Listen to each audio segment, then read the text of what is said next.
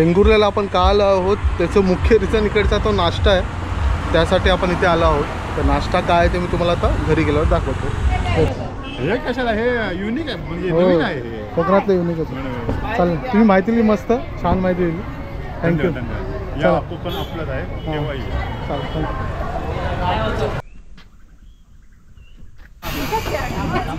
थांबा थांबा थांबा.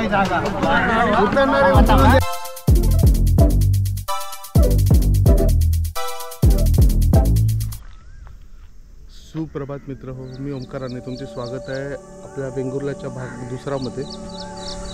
आता वाजले सकाळचे 7 आणि आपण आता जाणार आहोत वेंगुर्ला बंदरावर आणि लाईट हाऊससाठी. चला आपण आपली स्कूटर घेऊन निघूया. आणि समोर छान असा सूर्योदय झाला आहे. आता आपण चालू आहे वेंगुर्ला बंदराजवळ आणि समोर सुंदर असा व्हाईट ब्रिज आहे, मी तुम्हाला दाखवतो.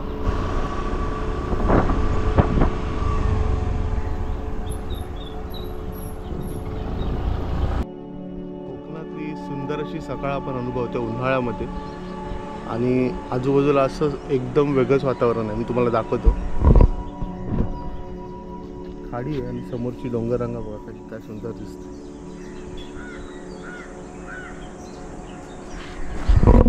आता समुद्रावर कोणीच नाही, तो थोडं खाली जाऊया आणि त्यानंतर त्या बाजूला तिकडे बंदर आहे, त्या साईडला वेंगुर्ला बंदर आहे, तिकडे जाऊया.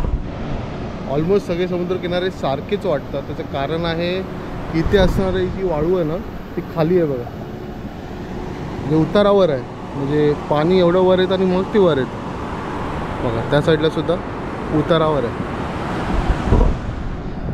काल गेलो होतो तो आपला सागरेश्वर समुद्र किनारा होता, हा वेंगुर्ला आहे. ही जी दगड आहे त्याच्या मागे खाडी आहे, म्हणजे समुद्राचं पाणी त्या खाडीमध्ये जातं. जिथे आपण काल कांदळवनं पाहण्यासाठी गेलो होतो तीच ती कांदळवन आहे, जी तिकडे खाडी आहे. समुद्रातलं पाणी वाढतं, ते वाढलेलं पाणी त्या खाडीमध्ये जातं.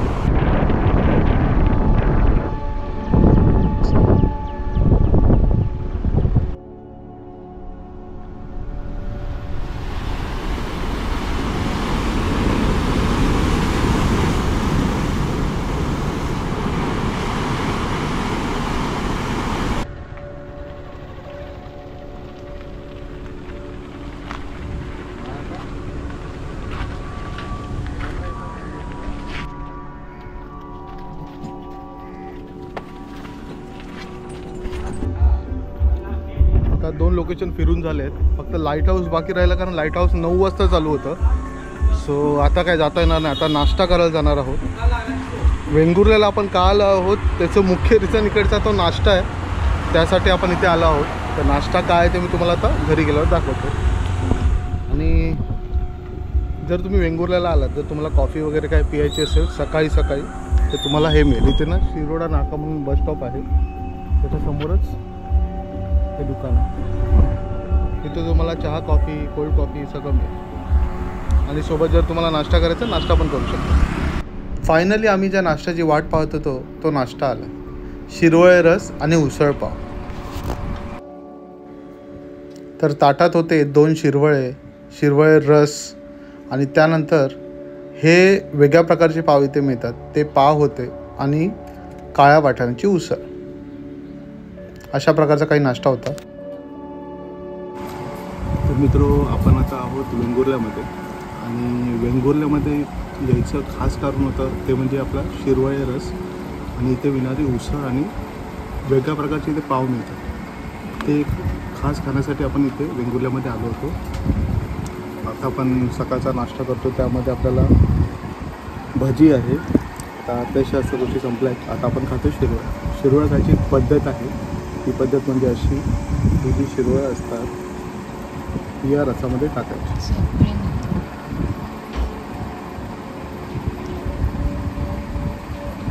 आणि ती अशी बुडवायची.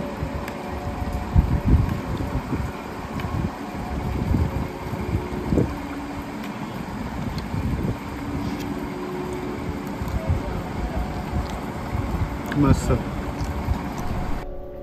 आपला पोटभर नाश्ता करून झाला आहे. शिरवळ्या रस खाल्ला आहे, त्यानंतर इकडची असणारी पावासोबत असणारी काळा वाटाण्याची उसळ आहे ते खाल्लेलं आहे. आज हेवी ब्रेकफास्ट झालं आहे. आता इथून जाणार आहोत आपण. आता या साईडला आहे वेंगुर्ला दीपगृह म्हणजे लाईट हाऊस आहे, तर ते पाहायला जाऊ. तिकडचा रस्ता आता ते काका सांगत होते खराब आहे. आता बघूया आपला स्कूटर तर जाऊ शकते असं मला तरी वाटतं. आणि त्यानंतर दोन्ही ते मंदिर आहेत, रामेश्वर सातेरी, ते मंदिर करत आपण मालवणला जाणार आहोत. आणि शक्य झालं तर क्रॉफर्ड मार्केट आहे इकडचं वेंगुर्ल्याचं फेमस. तर मित्रो, या स्टेबद्दल मी तुम्हाला बेसिक सांगतो. या स्टेचं नाव आहे मांडवी नेचर स्टे. हा कांदळवनाच्या जवळपासच आहे. हे इथून खाडी पाहते समुद्राची, तिथे त्या साईडला समुद्र आहे. त्यातून हे खाडीचं पाणी जेव्हा समुद्रामध्ये भरती येते तेव्हा हे वाढत पुढे जाते. तर त्याच्या बाजूलाच आहे. तुम्हाला शांतता अनुभवायची आहे, इकडचं कोकणाची खाद्य संस्कृती आहे ती अनुभवायची असेल तर तुम्ही ह्या नेचर स्टेला भेट देऊ शकता. वेंगुर्ल्यापासून हार्डली काही 5 मिनटावर आहे. इथून वेंगुर्ला बस स्टेशन 5 मिनटावर आहे. तर तुम्ही इथे एस टीने सुद्धा येऊ शकता. मालवणवरनं वेंगुर्ल्याच्या ज्या एस टी आहेत किंवा कणकवलीवरनं आहेत किंवा तळेवरनं आहेत, मुंबईवरनं आहेत, ज्या एस टी आहेत त्यात इथे तुम्हाला बसस्टँडवर सोडतील. बसस्टँडवरनं हार्डली 5 मिनटावर हे नेचर स्टे आहे. फार सुंदर आहे. इकडचं जेवणासाठी खास लोक लांबून येतात. इकडची शिरवळे रस सोबत उसळ आणि पाव हे खाण्यासाठी इथे खास लोक लांबून ऑर्डर देऊन येतात. आणि त्यानंतर काल आम्ही सकाळी व्हेज थाळी घेतली होती. 2 मोदक होते. त्यामध्ये मोदक एवढे सुंदर होते की तुम्हाला सांगू नाही शकत. खूप बेस्ट चव होती जेवणाची. आणि संध्याकाळी आम्ही फिश थाळी घेतली होती. सुरमई, तिसरे आणि प्रॉन्स फ्राय होते. तर जेवण तर एवढं सुंदर होतं. इथे तुम्ही हे सगळं शांतता प्लस इकडचं निसर्ग सौंदर्य, कांदळवनं, वेंगुर्ल्याचं फूड कल्चर कसं आहे ते पाहण्यासाठी तुम्ही ह्या नेचर स्टेला नक्की भेट देऊ शकता. इथे तुम्हाला अजिबात गोंगाट वगैरे अशा गोष्टी ऐकायला भेटणार नाहीत. शांतता अनुभवायची असेल तर हा नेचर स्टे तुमच्यासाठी बेस्ट आहे.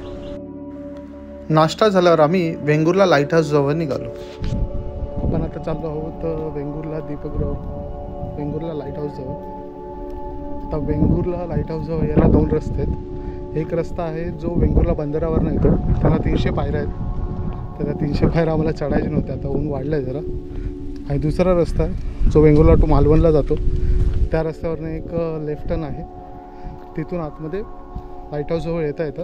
फक्त प्रॉब्लेम हा आहे की रस्ता थोडा मातीचा आहे.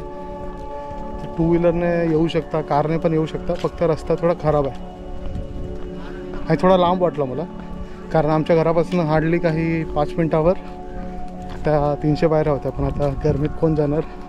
आणि हे लाईट हाऊस 9 वाजता ओपन होतं, त्यामुळे आम्ही सकाळी आलो होतो, पण सकाळी नाही जाता आलं कारण 9ला ओपन होत होते.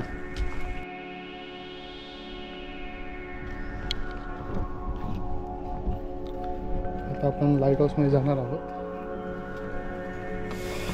इथे पर माणसे तिकीट 20 रुपये आहे.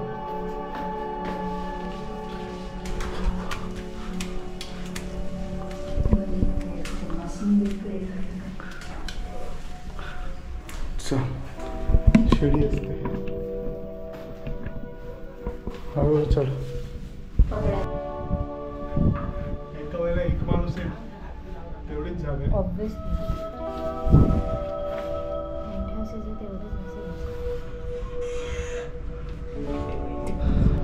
आता आहोत आपण वेंगुर्ला लाईट हाऊसवर. जास्त मोठं नाही,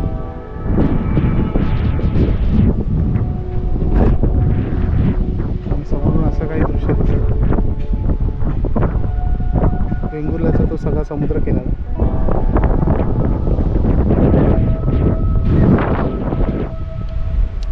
तो तिथपर्यंत जातो त्या साईडला. पुढे मालवण वगैरे आहे. हे आपलं कोकण कोस्टल राईडचं दुसरं लाईट हाऊस म्हणू शकता. आपण देवगड लाईट हाऊसला गेलो आणि आता हे आहे ते वेंगुर्ला लाईट हाऊस. हवा चांगली सुटली. खाली जरी गरमी असली तरी इथे हवा प्रॉपर आहे. लाईट हाऊस बघून झालं. तसं वर्क होतं, हवा लागली चांगली, पण आता जाताना गरमी होणार. पुढे घेतो. आता आपण चाललो आहे सातेरी मंदिराजवळ, जे वेंगुर्ल्यामधलं आहे. एक जागृत देवस्थान असं म्हणू शकता तुम्ही हे ते मंदिर. चला आता त्या देवीचं दर्शन घेऊ. श्रीदेवी सातेरी देवस्थान वेंगुर्ला हे कोकणातील जागृत देवस्थान असून नारळ तांदळाची ओटी भरणारा गरीब व सोना चांदीचा वस्तू अर्पण करणारा धनवान दोघेही एकाच भक्तिभावाने देवीसमोर नतमस्तक होतात. वेंगुर्ला या नावामागे सातेरी देवीची एक दंतकथा सांगितली जाते. त्याचा थेट संबंध या सातेरी देवीशी आहे. त्या काळच्या परपकुळाच्या मूळ पुरुषाला एक दृष्टांत झाला. देवीने प्रसन्न होऊन सांगितले की मी तुझ्याजवळ येईन. तुझ्या गायीने ज्या जागी पान्हा सोडलेला असेल त्या जागी मी आहे.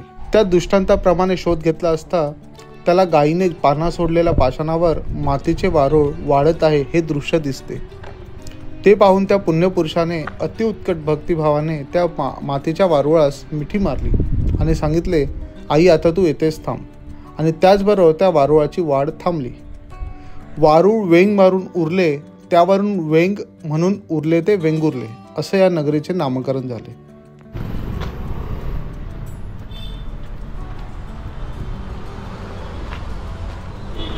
आपण आता रामेश्वर मंदिराजवळ पोहोचलो आहोत.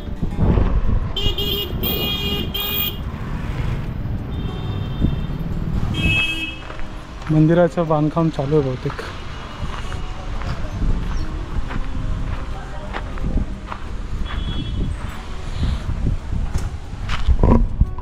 हे पुरातन मंदिर असावं कारण याचं बांधकाम तशा पद्धतीचंच आहे. आपण आता आहोत रामेश्वर मंदिरामध्ये. हे जे मंदिर आहे रामेश्वर हे वेंगुर्ल्यात राहणाऱ्यांचं ग्रामदैवत आहे. हे रामेश्वर मंदिर वेंगुर्ला जो शहर आहे त्याच्या मध्यभागी आहे. आम्ही आता जाताना इथूनच गेलो पण आम्हाला ते दिसलं नाही कारण इथे समोर काम चालू आहे मंदिराचं, त्यामुळे आम्हाला ते काय दिसलं नाही. मग आम्ही आधी सातेरी देवीचं दर्शन घेतलं आणि त्यानंतर इथे आलो. आता हे मंदिराची रचना बघा. ही रचना थोडी पुरातन वाटेल तुम्हाला. जुन्या पद्धतीची जी मंदिरं आहे तशा प्रकारची ही मंदिराची रचना आहे. लाकडाचं मंदिर आहे बघा पूर्ण. थोडं जे आतलं बांधकाम केलं आहे, आतलं जे बांधकाम केलं आहे ते नवीन आहे. तर हे मंदिर जवळपास 17व्या शतकात बांधलं असावं असा अंदाज आहे इथल्या लोकांचा. आणि मंदिर फार सुंदर आहे आणि आतमध्ये शिवलिंग आहे आणि बाजूला गणपती बाप्पाची आणि देवीची मूर्ती आहे. असं काहीसं मंदिर होणार आहे. ही त्याची प्रतिकृती आहे.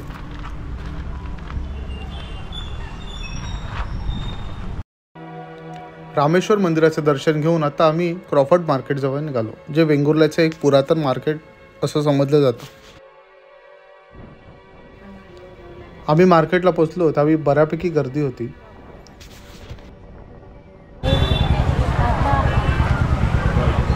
फोटो मागव, हे करणार, व्हिडिओ काढणार, सांगा ना. हे कोण बनवू शकत नाही. त्याला तर आग लावून हे करतो ते चालतं.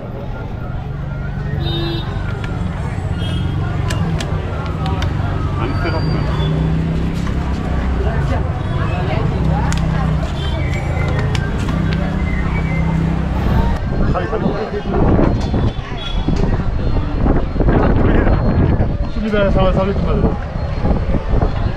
आम्ही आगळ दाखवतो.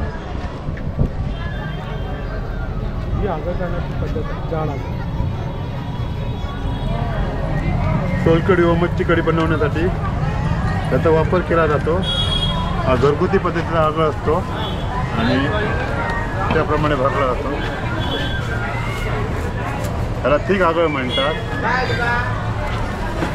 मच्छी जेवणासाठी या आगळाचा उपयोग केला जातो.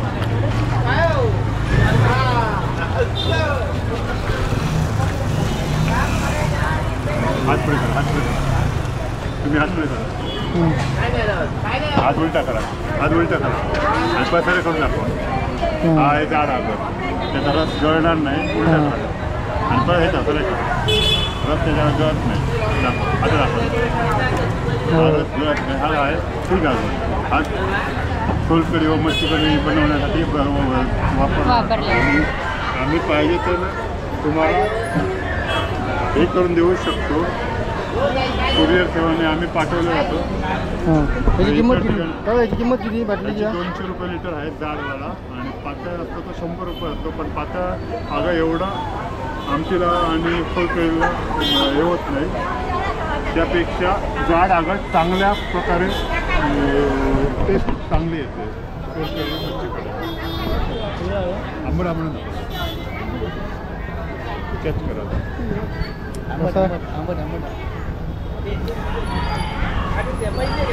तुम्ही ट्राय करून आणि व्हिडिओ कॅमेरा समोर घेऊन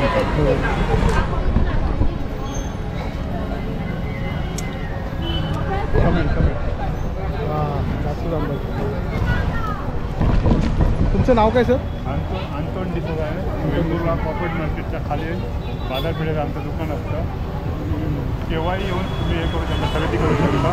दुकान दिवसभर चालू असतं आमचं, केव्हा येऊ शकता. आणि घरगुती प्रकारचं कोकम आंबा व इतर सामान, प्रत्येक सामान. ही आंब्याची साठं आहे. हे का आंबा पोळी आहे. साठं म्हणजे फणसाची साठी म्हणजे ही उन्हात ताटात हे करून ठेवली जाते आणि त्याची बनवली जाते. ही म्हणजे ताटात रस घालून उन्हात ठेवली जाते आणि सुकल्यावर ते हे पण त्याच्यावर हे केली जाते. आणि ही असते की ओव्हनमध्ये केली जाते. ओव्हनमध्ये ही याला हिट देऊन, ओव्हनमध्ये हिट देऊन त्याला ही पोळी आहे, फणस पोळी आहे. आणि आंब्याची साठं. हे दोन वेगवेगळे प्रकार आहेत. एक कुळीत पिठी आहे, त्याच्यासुद्धा वेगवेगळे प्रकार आहेत हे करण्याचे. ही फणसाची चिप्स आहे, गावठी हळद, तिरफळं, गावठी चिंच, हे बुटियाल म्हणतात. कोकम तेल, ग्रेन तेल, बुटिया. तसंच गावठी पोहा. ह्या सांडग्या मिरच्या आहेत. सांडग्या मिरच्या आणि हे ताक मिरच्या. दोघांमध्ये काय फरक असतो? सांडग्या मिरच्या ह्याच्यात मसाला भरलेला असतो. ताक मिरच्या ह्याच्यात हे केलं, ताकात भरून काढलेल्या असतात. अच्छा. हे बघा. त्यानंतर ही नाचणी, ही गावठी मिरची. तिखट असते का? तिखट असते का? हे आमोशी म्हणतात. आंब्याची चोरं हे केलेले असतात, कापून त्याची सुकवली जातात. ते आमोशी आहे. अशा प्रकारचे हा मालवणी आपला इकडला बाजार असतो. हे हापूसची छोटे हापूसची बिटकं असतात. हापूसची बिटकं खाली हापूसची बिटकं असतात. तुम्ही टेस्ट करून बघा आणि तुम्ही सांगू शकता कसं आहे, त्याची टेस्ट कशी आहे. असंच खायला येतं. इथून कट करावा लागतो. कट करा आणि त्या समोर घ्या, समोर घ्या. तुम्ही आणि तुम्ही टेस्ट जास्त काढू नका. तो काय करतो पण सांगा. हापूस आंब्यासारखी चव आहे. सरक. गोडीला कसा आहे सांगा. गोडीला कसा आहे तो कमेंट. कसं आहे? मस्त एकदम गोड आहे. हापूस आंब्याची चव लागते लावून. जरा गोड असतं. हे कशाला, हे युनिक आहे म्हणजे नवीन आहे. हे कोकणातलं युनिक आहे. चालेल, तुम्ही माहिती दिली, मस्त छान माहिती दिली. थँक्यू. या कोकण आपलंच आहे. केव्हाही चालेल.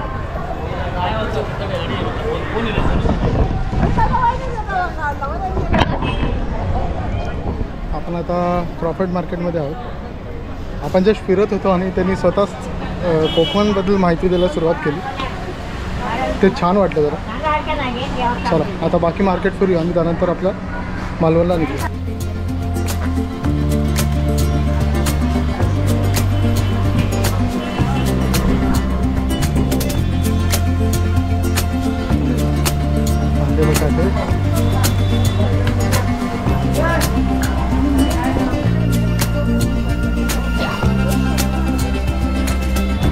आता आपण जात आहोत फिश मार्केटमध्ये.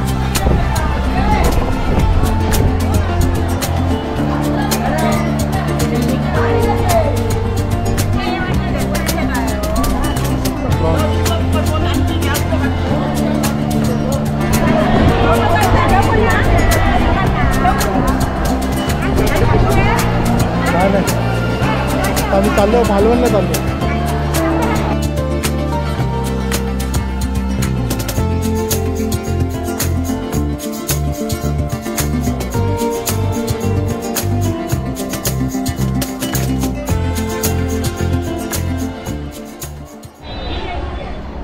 चला तर क्रॉफर्ड मार्केट फिरून झालं. आता इथून आपण जाणार आहोत मालवणला. ते फार सुंदर वेंगुर्ल्याचे ऑलमोस्ट सगळे पॉईंट जे आपल्याला कवर करता येतील 2 दिवसात ते कवर करून झाले आहेत. आता आपण निघतो आहे मालवणसाठी. वेंगुर्ल्याला आपल्याला जास्त वेळ थांबता नाही आलं कारण काल संध्याकाळी आपण आलो होतो. सो 2-3 पॉईंट्स काल कवर केले, आज 4 पॉईंट कवर केले आणि आता आपण चालू आहे मालवणला. आता आम्ही येताना हा पॉईंट पाहिला होता. इथून समुद्रकिनारा किती सुंदर दिसतो बघा वेंगुर्ल्याचा. तो ब्रिज पण आहे तिकडे दिसतोय तो, जिकडे आपण सकाळी गेलो होतो. तिकडे लाईट हाऊस आहे वरती ह्या साईडला आणि आपला स्टेसुद्धा तिकडेच होता, त्या ब्रिजच्या आसपासच होता. इथे कांदळवनं दिसतं तिथे खाली खाडीचं पाणी, तिकडेच आपला स्टे होता. 2 दिवस कसे गेले कळायलासुद्धा नाही. आता मालवणला जायचं आहे, त्यानंतर मला माझ्या गावी जायचं आहे. सो आता मी तुम्हाला डायरेक्ट मालवणला भेटतो. फायनली आपण आता मालवण ST डेपोला पोचलो आहोत. आता इथून रिक्षा करूनच आपण मोस्टली तरे किंवा कणकवली असं करणार आहोत. नाव सांगा. म्हणजे मालवणला जर इथे फिरायला यायचं असेल तर तुम्हाला म्हणून हे म्हणजे साईट आहे, वेबसाईट. हां त्याच्यावरती माझा नंबर पण आहे, तुम्ही कॉल करू शकता. चालेल चालेल, थँक्यू. थँक्यू माहिती ओंकार. हां तर असा काहीसा होता वेंगुर्ल्यातला दुसरा दिवस. तर मित्रांनो, हा व्हिडिओ कसा वाटला नक्की कमेंट करून सांगा. व्हिडिओला लाईक शेअर आणि कमेंट करा आणि चॅनलवर नवीन असाल तर चॅनलला नक्की सबस्क्राईब करा. आपण भेटूया अशाच पुढील नवीन व्हिडिओमध्ये. तोपर्यंत टाटा बाय बाय.